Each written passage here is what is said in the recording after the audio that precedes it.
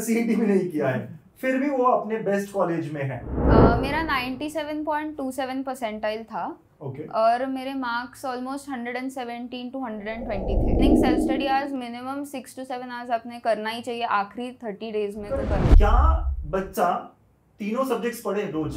Power nap दोपहर में ले सकते हैं, ज्यादा नहीं सोना है। अच्छा, चैप्टर वाइज 1 पेज नोट बनाना चाहिए। सर मैं पिछले हफ्ते का भूल रहा हूँ, रिवाइज कैसे करूँ, याद कैसे रखूँ? 95 परसेंटाइल तक आप पहुंच सकते हैं। ग्रुप स्टडी करना चाहिए। कोई वीक चैप्टर सबके ही होते हैं। मॉक टेस्ट में तुक्का लगाना चाहिए।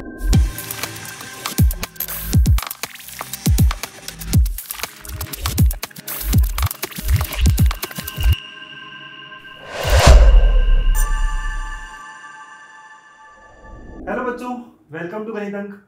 एमएसटी सीटी की एग्जाम बहुत पास में है। कई सारे क्वेश्चंस सभी बच्चों को है, मुझसे बहुत पूछते हैं, ये करूँ, ऐसे करूँ, क्या करूँ, कैसे करूँ, और उसके आंसर्स भी चाहिए। तो आज मैंने इनवाइट किया है आपके एक फ्रेंड, आपके एक सीनियर को। और एक खास बात ये है, बहुत सारे बच्चों ने मुझे कहा था सर जेई वाले मत बुलाना। चलिए आज मैं आपसे इंट्रोड्यूस कराने वाला हूँ आपके एक सीनियर से। तो हमारे साथ है साची खुद को इंट्रोड्यूस करेगी। हेलो, तो मैं अभी Cummins college of engineering Pune में हूँ और मैं इलेक्ट्रॉनिक्स एंड टेलीकम्युनिकेशन ब्रांच में हूँ। तो साची आपको परसेंटाइल कितना था और सारी बातें करनी है मुझे, है ना। धीरे धीरे स्टार्ट करेंगे क्योंकि बहुत सारा चीजें हैं, बच्चों को जानना है। पर मुझे बताओ, क्या आपने जेई की प्रिपरेशन कभी करी थी अपने प्रोसेस में? नहीं, मैंने जेई के लिए नहीं प्रिपेयर किया था। मैंने सीईटी के क्लासेस लगाए थे पर वो भी इतने अच्छे नहीं थे। अच्छा, पुणे में होकर सीईटी ढंग से नहीं हुआ आपका? नहीं हुआ। अच्छा, तो नाइस। तो मतलब इसका मतलब आपने कोई कोचिंग से करा ही नहीं, सेल्फ हाँ, स्टडी? मतलब मैंने कोचिंग में सिर्फ बोर्ड्स लेवल प्रिपरेशन हुआ था, बाकी मैंने सेल्फ स्टडी किया है यूट्यूब से और सेल्फ स्टडी बस। तो बच्चों ये सवाल आपका होता था हमेशा, सर ऐसे कोई स्टूडेंट के बारे में बताइए ना जिसने सिर्फ सीईटी किया है। मैं ऐसा लेके आया हूँ जिसने सीईटी भी नहीं किया है, फिर भी वो अपने बेस्ट कॉलेज में है। कमिंस आपको पता है टॉप 3 कॉलेज इन पुणे में आता है, वहां पे उसने ईएनटीसी अपना ब्रांच सिलेक्ट किया है। साची परसेंटाइल कितने थे आपको? मेरा 97.27 परसेंटाइल था। ओके। और मेरे मार्क्स ऑलमोस्ट 117 to 120 थे। यार ये भी बात एक नोट करने वाली है, बच्चों को डाउट होता है कि 180 पे ही 100 आता है क्या? हाँ। 117 मार्क्स पे इसका परसेंटाइल 97.72 ऐसे कुछ है। ठीक है, तो 97 प्लस 120 के आसपास, ये थोड़ा एक जानने वाली बात थी। चलिए बात यहाँ ऐसी करते हैं, 97 था आपका। हाँ। तीनों सब्जेक्ट पसंद थे? नहीं, मेरा केमिस्ट्री सबसे स्ट्रॉन्ग था और मैथ्स भी अच्छा था मेरा, मीडियम लेवल। पर फिजिक्स मुझे ज़्यादा डिफिकल्ट लगता था, बहुत एंड तक बहुत डिफिकल्ट, मतलब स्ट्रगल किया फिजिक्स के साथ। पर केमिस्ट्री सबसे स्ट्रॉन्ग था मेरा। मतलब यही जो सबकी कहानी होती है, हाँ। 2 सब्जेक्ट्स थोड़े बेटर होते हैं और एक सब्जेक्ट थोड़ा सा, वो भी फिजिक्स थोड़ा सा गड़बड़ था। तो अगर आपका फिजिक्स थोड़ा गड़बड़ था तो how do you overcome that? आपने उसमें भी 95 96 हाँ। परसेंटाइल स्कोर कर लिया, कैसे? तो मैंने मतलब एक स्ट्रैटेजी बना ली थी कि एटलीस्ट सारे लेसन्स के फार्मूलाज मुझे लर्न थे, सारे फार्मूलाज मैंने लर्न कर लिए थे। और क्योंकि सीईटी में फार्मूला बेस्ड क्वेश्चंस 50 में से ऑलमोस्ट 25 तो होते ही है, 25 to 30। ओके। तो वो तो भी हो जाने चाहिए, मतलब सिंपल, इससे 30 मार्क्स तो हमारे वहाँ से सिक्योर करने के लिए। तो फार्मूलाज मैंने लर्न कर लिए थे फिजिक्स के बेसिक। तो बहुत ही बढ़िया। बच्चों जिसका भी एक सब्जेक्ट वीक होता है उसके फॉर्मूलेज लर्न कर लेने चाहिए। जैसे फिजिक्स में कहती है 30 मार्क्स के आसपास मिल जाते हैं, 96 परसेंटाइल उसने स्कोर कर लिया उसमें, बहुत बहुत बढ़िया। तो क्या आप तीनों सब्जेक्ट रोज पढ़ते थे? हाँ, मतलब मैं तीनों सब्जेक्ट करती थी। स्टार्ट में केमिस्ट्री या मैथ्स से करती थी क्योंकि वो मेरे फेवरेट सब्जेक्ट्स थे, अच्छे थे। इसीलिए उससे एक टेम्पो बन जाता है, इसलिए मैंने केमिस्ट्री से स्टार्ट करती थी। फिर बीच में मैं जो डिफ़िकल्ट लगता था, जो कि मेरा फिजिक्स था, वो करती थी, और देन मैथ्स। ये भी बहुत अच्छी बात कही कि start with your best subject. कि अगर आपको केमिस्ट्री पसंद है, जैसे इसका केमिस्ट्री हमेशा स्ट्रांग रहा है और केमिस्ट्री में सबसे अच्छे परसेंटाइल भी उसने लाए हैं, तो केमिस्ट्री से स्टार्ट किया दिन का स्ट्रांग सब्जेक्ट से। उसके बाद जो थोड़ा डिफिकल्ट लगता है फिजिक्स, मतलब ये है कि आखिरी दिनों में तीनों सब्जेक्ट्स पढ़ने चाहिए। आखिरी दिनों में करना ही तो चाहिए। रूटीन कैसे होता था फिर आपका? लास्ट 30 डेज का रूटीन कैसे था आपका? मैं स्टार्ट केमिस्ट्री से पहले जो भी, मतलब 30 डेज स्टार्टिंग में जो भी डिफ़िकल्ट लगता है वही सब्जेक्ट का पार्ट वो कर लेना चाहिए, क्योंकि आपके पास टाइम है 1 मंथ कवर करने के लिए। फिर केमिस्ट्री से स्टार्ट करती थी, थोड़ा थियोरी रिविजन, उसके पीवाईक्यूज़। फिर फिज़िक्स के फार्मूलाज तो मैं रोज़ करती थी और उसके पीवाईक्यूज़ ट्राई करती थी। एंड देन मैथ्स में मैथ्स की तरफ सेम मेरा अप्रोच था। ओके। तो आपने कहा आपने सेल्फ स्टडी की है। हाँ। आपने ऑनलाइन भी किसी को कोई हेल्प नहीं लिया? हाँ, मैंने ऑनलाइन दिया था। मतलब मेरा बोर्ड्स लेवल हो चुका था, ऑलमोस्ट सब सब्जेक्ट का मुझे आता था। 11th के चैप्टर्स मैंने मैथ्स गणितंक से किया था, 11th और थोड़े 12th के चैप्टर्स इंटीग्रेशन वगैरह, और केमिस्ट्री और फिजिक्स ऑलमोस्ट मेरा मतलब हो गया था, तो वो मैं खुद से कर लेती थी। ओके, तो बच्चों बात बहुत क्लियरली इसने बताई है, तीनों सब्जेक्ट्स पढ़ने चाहिए भाई, आखिरी के दिनों में तो पढ़ने ही चाहिए। हाँ, रूटीन कैसे होना चाहिए, तो शायद 2 घंटा आपने पहले केमिस्ट्री पढ़ लिया जो इसका बेस्ट था, आपका जो बेस्ट है आप उससे शुरुआत कर सकते हैं। उसके बाद सेकंड सब्जेक्ट वो होना चाहिए जो आपको तकलीफ देता है ज्यादा, जैसे इसका फिजिक्स था। और फिर थर्ड मैथमेटिक्स। बच्चे बहुत कंप्लेंट करते हैं तीनों सब्जेक्ट्स नहीं हो पाते, टाइम नहीं मिलता हमको। नहीं, मतलब आपका जैसे अभी कोचिंग आप जा रहे हो या 5-6 घंटे वहाँ जा रहे हो, तो अभी आपको मतलब अच्छे कॉलेज में जाना है, तो उतना टाइम देना चाहिए पढ़ाई को। तो मतलब remaining self study hours minimum 6 to 7 hours आपने करना ही चाहिए आखिरी 30 डेज में, तो करना ही चाहिए। करेक्ट, और आखिरी 30 डेज है, इसमें 13 आवर्स नहीं पढ़ेंगे तो कब पढ़ेंगे? राइट, है ना बच्चों, बहुत बहुत बढ़िया। अच्छा ठीक है, पढ़ाई कैसे करनी चाहिए, कितनी करनी चाहिए, कौन से सब्जेक्ट्स को पढ़ना चाहिए, तो ठीक है। अब अगला बहुत बड़ा क्वेश्चन है, सर मैं पिछले हफ्ते का भूल रहा हूँ, रिवाइज कैसे करूँ, याद कैसे रखूँ, आपने कैसे इसको टैकल किया? राइट, तो ये मेन प्रॉब्लम प्रेशर लेने की वजह से आता है कि मैं ये भूल रही हूँ, वो भूल रहा हूँ, सब ये सब। तो प्रेशर आपको नहीं लेना है, मतलब जो आप एट दैट पॉइंट कर रहे हो, प्रेजेंट में कर रहे हो, उस पर फोकस करना है। तब ये नहीं सोचना है कि मेरा वो सब्जेक्ट का वो बचा है, ये PYQ सॉल्व करना है, वो PYQ सॉल्व करना है। जिस पे जो आप कर रहे हो वो ढंग से करो, तो अपने आप सब हो जाता है। करेक्ट, मतलब ये कि you should take one day at a time, ऐसी वाली स्ट्रेटेजी हो सकती है। एकदम सही कहा। मोस्टली बच्चे आप इसलिए भूलते हो क्योंकि आप आगे का सोचते हो, पीछे का सोचते हो, है ना, आपको ये सब कम सोचना है। और जो आपने किया भी बहुत बहुत बढ़िया। और इसके अलावा do you think mock test भी हेल्प करता है रिवीजन के लिए? हाँ, मॉक टेस्ट हेल्प करता है। मतलब अभी लास्ट 30 डेज बचे हैं, तो आपने पहले 2 वीक्स में 2 मॉक टेस्ट, ठीक है, मतलब उतना ही देना चाहिए। बाकी टाइम आपने उसे एनालाइज करना चाहिए, कहाँ मिस्टेक की है, क्या किया है। सिली मिस्टेक्स आपने अवॉइड करने चाहिए, एक्यूरेसी मतलब फोकस करना चाहिए उस पर।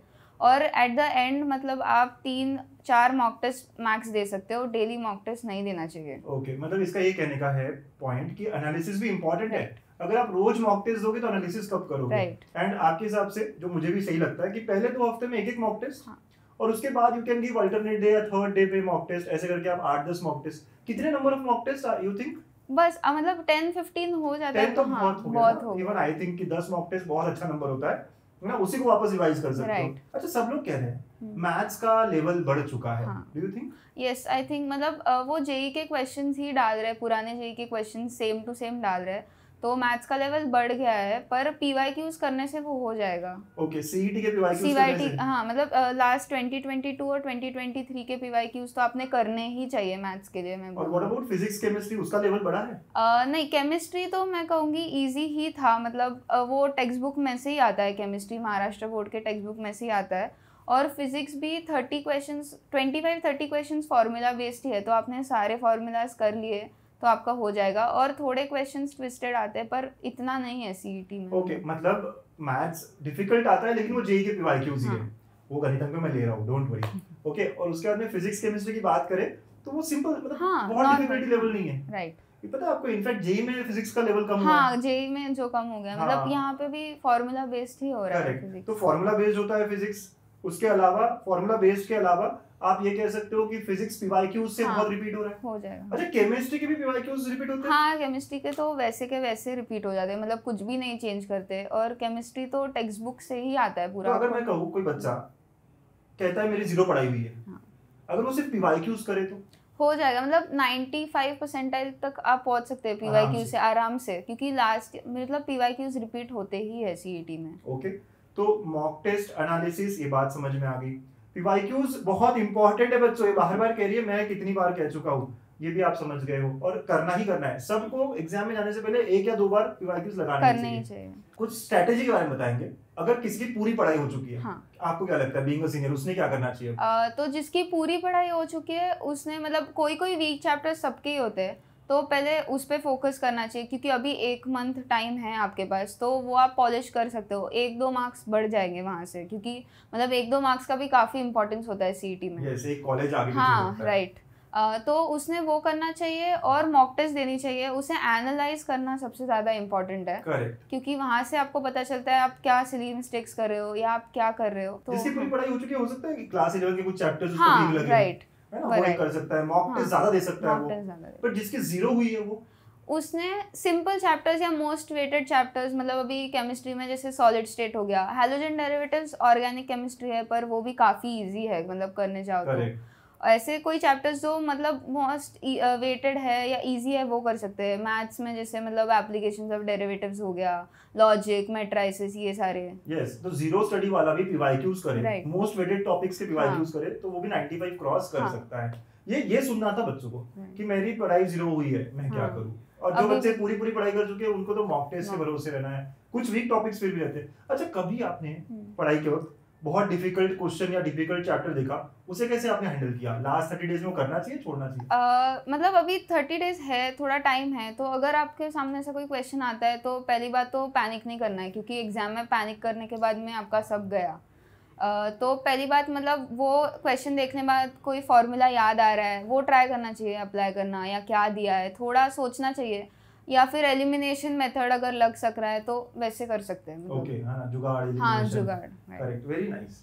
तो ये बातें तो बहुत क्लियर हो रही है, बहुत अच्छा बताया आपने साक्षी अभी तक कि क्या अप्रोच होना चाहिए, पैनिक नहीं करना चाहिए, ठीक है, ओके, ये सारी बातें सही है। अब यार एनर्जी बहुत लो हो जाती है, आपको पता है, आप भी स्टूडेंट थे, हर रोज मैं उस कंसिस्टेंसी से नहीं पढ़ाई कर सकता, इसके लिए कोई टिप आपके पास? क्या मोटिवेशन था कि हर रोज आप रोज पढ़ते थे? हाँ, ऑब्वियसली, मतलब अभी आपकी एग्जाम 30 डेज बाद है, आपका इतना बड़ा गोल है कि आपको मतलब अगर COEP, VJTI जैसे कॉलेजेस में जाना है, वो गोल आपके सामने होना चाहिए। मतलब इतने बड़े कॉलेज में जाना है, अच्छे कॉलेज में जाना है, तो उतनी लेवल की पढ़ाई भी करनी पड़ेगी। वो पेरेंट्स की वो खुशी, हाँ, जब वो कॉलेज मिलता है कोई अच्छा सा, आई होप आपको भी जब आपको कॉलेज मिला था कमिंस, तो पेरेंट्स की जो खुशी होती है वो एक अलग ही गोल है, अलग ही ड्रीम हो सकता है वो भी। नाइस, तो ये बात बराबर है कि यार आखिरी 30 दिन है, मोटिवेशन, सेल्फ मोटिवेशन होना चाहिए।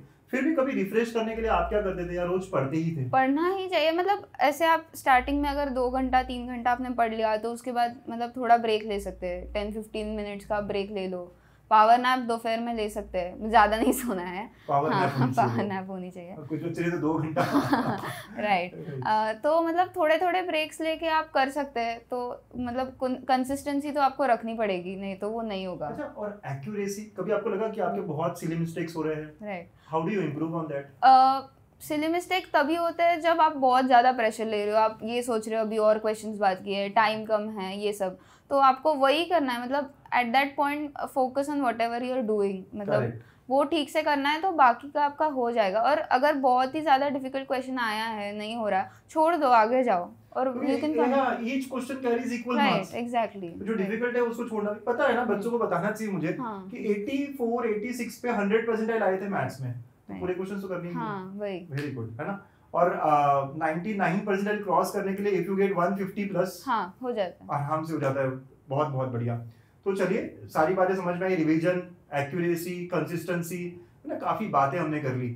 ओके, एक आखिरी सवाल, अगर आप अभी MHT CT देने वाले होते, अभी 24 का, तो क्या आप चेंज करते अपने स्टडी में जो आपने किया था? What would be the thing वो जो डिफरेंटली आप करते? राइट, तो एक बात मैं कहूँगी कि मतलब PYQs पे फोकस बहुत ज़्यादा करना चाहिए। मतलब मुझे ऐसा लगता है कि मैं और PYQs कर लेती थी या और मतलब उसको रिवाइज करती थी तो मे बी मेरा स्कोर और भी बेटर आता था। So PYQs is really important in CET। Next thing is analysing your mock test, मतलब आप मॉक टेस्ट तो दे रहे हो, मतलब आपने 10 भी मॉक टेस्ट दे दी पर एनालाइज नहीं किया तो यू नेवर नो कि आप कहाँ मिस्टेक्स कर रहे हो। तो मिस्टेक्स एनालाइज करना, वो चैप्टर्स को वापस देखना, मतलब अगर आपने वो चैप्टर कर रखा है तो भी मिस्टेक हो गई है तो कहाँ हो रही है, वो कॉन्सेप्ट वापस रिवाइज करना, that is important. Right, analysis बहुत इंपॉर्टेंट है, ये बात तो है, बच्चे ये करते नहीं है, बहुत कम बच्चे हाँ, मतलब लेजी हो जाते हैं लोग जब एनालिसिस की बात आती है, but that is what is going to separate you from the others. Very nice, very nice. बच्चों, आपके सारे क्वेश्चंस हमने आंसर करने की कोशिश करी है ना। अगर आपका क्वेश्चन आंसर हुआ है तो कमेंट करके बताओ आपका वो कौन सा क्वेश्चन था जो तकलीफ दे रहा था और वो हमने आंसर कर दिया है। और अगर आपका कोई क्वेश्चन आंसर नहीं हुआ है, अभी भी मन में है, तो वो भी लिखो कमेंट में, ताकि मैं नेक्स्ट इंटरव्यू में आपका ही क्वेश्चन आंसर करने लगा हूँ, यहाँ जो भी इंटरव्यू होगा उसमें। चलिए रैपिड फायर लेते हैं, है ना। तो रैपिड फायर कुछ क्वेश्चन मैं पूछूंगा, आपको यस नो में आंसर करना है, फटाफट फटाफट। क्या बच्चा तीनों सब्जेक्ट्स पढ़े रोज? हाँ, अभी 30 डेज में, लास्ट 30 डेज में तो तीनों सब्जेक्ट करना तो चाहिए। हाँ है, राइट? यस अच्छा, चैप्टर वाइज 1 पेज नोट बनाना चाहिए। यस। टाइम वेस्ट नहीं होता उससे? नहीं, अभी मतलब आपको एंड में वही काम आएगा, आखिरी 10 दिन में instant रिवाइज करनी revision, होगी। right। तो ग्रुप स्टडी करना चाहिए क्या? बिल्कुल मत करो। है ना, बच्चों का रहता है ग्रुप स्टडी के बारे में। पीवाईक्यूज करने चाहिए क्या? करने ही चाहिए। पीवाईक्यूज रिपीट होते हैं? हाँ ऑब्वियसली। अच्छा, जीरो से पढ़ाई किया तो अच्छे परसेंटाइल आएंगे क्या? हाँ आ सकते हैं। डेली मॉक टेस्ट देनी चाहिए क्या? नहीं, डेली तो देनी ही नहीं चाहिए। मॉक टेस्ट में, ये खास क्वेश्चन है बच्चों, मॉक टेस्ट में तुक्का लगाना चाहिए क्या? मॉक टेस्ट में आप ट्राई करो कि मतलब आप मतलब कर सको करेक्टली आंसर, नहीं तो इन द एंड तो तुक्का लगा ही देते पर हैं। मेरे ख्याल से मॉक टेस्ट में अवॉइड करो। मॉक टेस्ट में अवॉइड करना चाहिए। फाइनल टेस्ट में तो लगाना ही है ना, नेगेटिव नहीं है। और आखिरी एकदम इंपॉर्टेंट क्वेश्चन, गणित अंक से पढ़ना चाहिए? करना ही चाहिए, पढ़ना ही चलो चाहिए। बहुत बहुत बढ़िया। तो आई होप बच्चों हमने सारे क्वेश्चंस आपके आंसर करे, राइट? और हमारी बहुत बहुत बहुत ब्लेसिंग्स है आपको कि आप अच्छा करो, है ना, बहुत अच्छा करो, अपना स्केड्यूल अच्छे से फॉलो करो। एक फाइनल टिप्स कुछ बच्चों के लिए? मैं यही कहूँगी कि अभी आप मतलब 30 डेज है, फोकस करो। 30 डेज, लास्ट 30 डेज है, और मतलब इसके बाद आप अपने फेवरेट कॉलेज में, ड्रीम कॉलेज में पहुंचने के लिए यही टाइम है। और पीवाईक्यूज पे फोकस करो सीईटी के लिए, बार बार सब लोग कहते हैं, करना ही चाहिए। और प्लान करो, डे प्लान करो, और मतलब रियलिस्टिक टाइम टेबल बनाओ और वो फॉलो करो। यस, रियलिस्टिक टाइम टेबल बनाना बहुत बहुत जरूरी है। With this we all say all the best to you. Yes, all the best. Thank you.